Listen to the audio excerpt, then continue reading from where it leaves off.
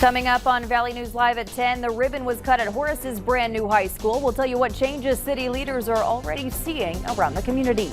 The One Chip Challenge is gaining popularity in our neck of the woods. We'll tell you about the trend and why doctors are encouraging you to think twice. Plus, some parents are up in arms about potential school boundary changes in Fargo. Valley News Live at 10 starts right now. This is Valley News Live at 10.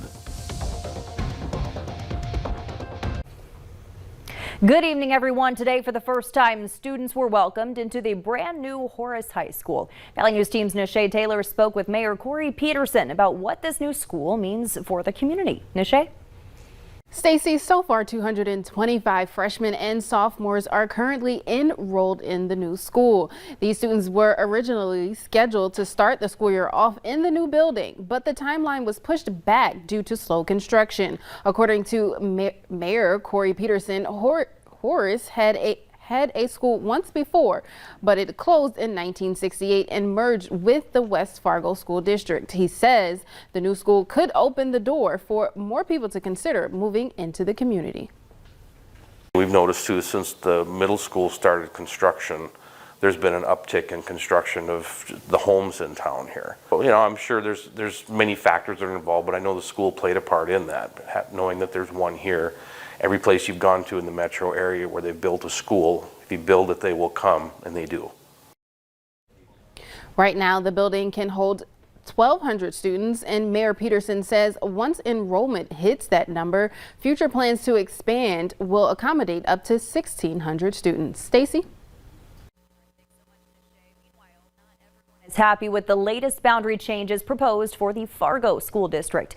Last night, the school board approved shifting 37 Bennett Elementary students to Centennial, but Jacqueline Davis, a Fargo parent, says that the problem will only get worse as South Fargo continues to grow. That's why the school district says the boundary changes are needed. Still, Davis says now isn't the right time to have elementary age students switching schools. Maybe just not worry about boundary changes right now because so much has changed with the pandemic and everything, people going to private schools. I just don't think it makes sense to move like a handful of students, you know, now versus in a couple years or whatever. The first reading of the proposed boundary changes was passed by the school board yesterday. In 2 weeks, the board will hear public input. Let's check in with Hutch now for a look at our weather. Hutch, will this rain ever end? Yeah, it's been one of those slow soakers, actually, so it's beneficial moisture because a lot of it doesn't run off. It just soaks right into the ground, and we had a gorgeous setting sun. So yes, it's ending for some of our western counties, and we enjoyed the colorful sunlight off of the base of those clouds as we ended our day. Take a look at our radar first and foremost. As we go through the evening tonight, we're going to continue to see the low clouds, the fog, and the showers are ending west and making their way to the east. But here's a couple of rain reports now. These are North Dakota Agricultural Network sites, so upwards of an inch in Brampton Leonard at 87/100. A lot of reports near that inch mark. Here's Fargo at 7/10 of an inch, North Moorhead and 8400 so far. Fergus Falls near an inch. Detroit Lakes, that's where you are as well. A number of other readings across the area with more rain on the way from the valley and east as we head through the evening. Some of the heaviest rain right here in the Red River Valley. It won't be long before things start to dry up in the FM area. As we look up to the north, same thing goes with the heaviest showers and the most abundant rainfall overnight happening in central Minnesota. Temperatures won't fall much more tonight. Halloween, scary details. I'll have those in a few moments. All right. Thanks so much, Hutch. Governor Tim Walz says Minnesota has a plan to start getting kids between the ages of 5 and 11 vaccinated as early as next week. That's when it's expected Pfizer's vaccine will be given final approval by the FDA and CDC. Walz says the state has more than 1,100 providers who can administer the vaccines, including pharmacies, healthcare systems, local public and tribal health agencies, and state-run community clinics at places like schools and daycares. Since July 1st, there's been more than 300 child hospitalizations related to COVID in Minnesota. One person is dead and another is hurt after a home exploded and caught on fire near Lake Vermilion, Minnesota. Someone called firefighters reporting a loud boom around 9:30 this morning. First responders found the homeowner in the yard with serious injuries.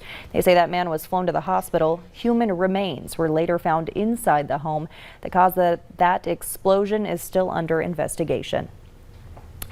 Governor Tim Walz joined state business leaders in Minnesota today to launch a new program, Build What Matters. The program is the first of its kind, with business and economic development partners from across the state joining together to highlight why Minnesota is a good state to build or advance a career.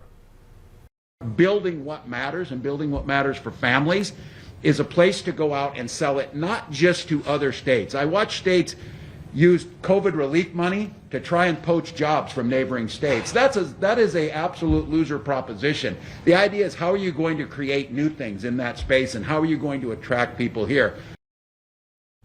Several prominent business leaders participated in that event. The One Chip Challenge is making its way around social media. The chip has Carolina Reaper and Scorpion pepper on it. That's two of the hottest peppers in the world. And it comes with a warning. Valley News team's Aaron Walling spoke with locals who attempted the challenge. Why would anyone want to put themselves through that? Like, it just sounds horrible. The One Chip Challenge. A chip so hot that it comes with a warning. Part of the label says, do not eat if you're sensitive to spicy foods, allergic to peppers, or are pregnant or have any medical conditions. Keep that away from kids, your pets, anyone, really. Keep it away from everyone. And on the chip, there's some Carolina Reaper and Scorpion pepper. They're like the two hottest peppers in the world, aren't they? Yeah, so no thank you for me. Still, both Dustin Jelmstad and Hannah Sorensen were willing to eat the chip on camera. 2, 1.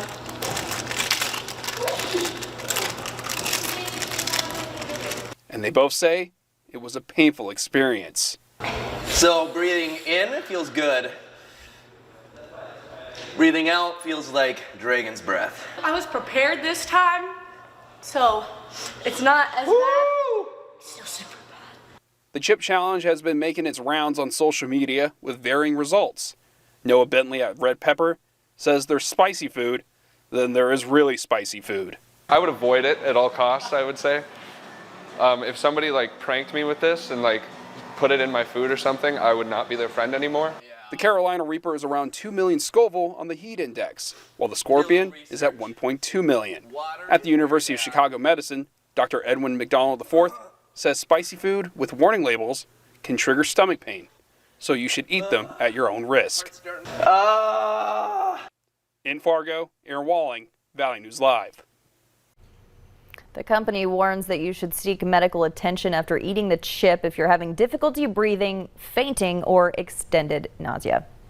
Dozens gathered outside the Supreme Court to put pressure on politicians to come back to a deal on the Build Back Better plan. They call themselves the Poor People's Campaign, and they rallied today to advocate for low-income workers while also calling for climate change initiatives, immigration, and other investments to be included in the Build Back Better agenda.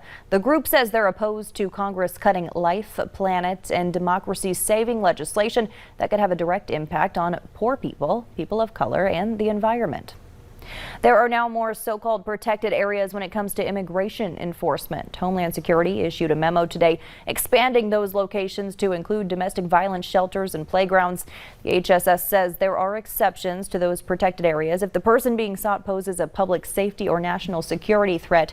The Biden administration recently put a stop to mass workplace arrests by focusing on the employers who hire undocumented workers. New information tonight about deadly mistakes made on the set of the movie Rust in New Mexico. The film's assistant director acknowledged to authorities that he failed to fully check the gun he handed to Alec Baldwin.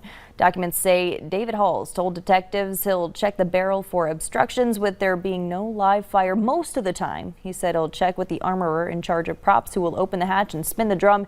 He admitted he should have checked all the rounds, but says he did not. An entertainment lawyer says there needs to be change with props with today's technology. Steven Spielberg did not have geneticists create baby dinosaurs for Jurassic Park. And if Star Wars can convince people that lightsabers are real, special effects in 2021 can make it look like a realistic gun in post-production. And whatever little minor costs might be affiliated with that, live guns should not be on a set. The district attorney now says involuntary manslaughter charges could be considered pending the outcome of the investigation. Still ahead tonight, Halloween is just 4 days away. We'll tell you the favorite candy in North Dakota and Minnesota and see if you agree. Pull up the bucket of candy corn. We've got some forecast details to talk about as we head into your Halloween. Now, this rain system will continue to persist for some of us into your day tomorrow. These temperatures don't change much either. We'll have details on some spooky weather for trick-or-treaters. I'll have those coming up next.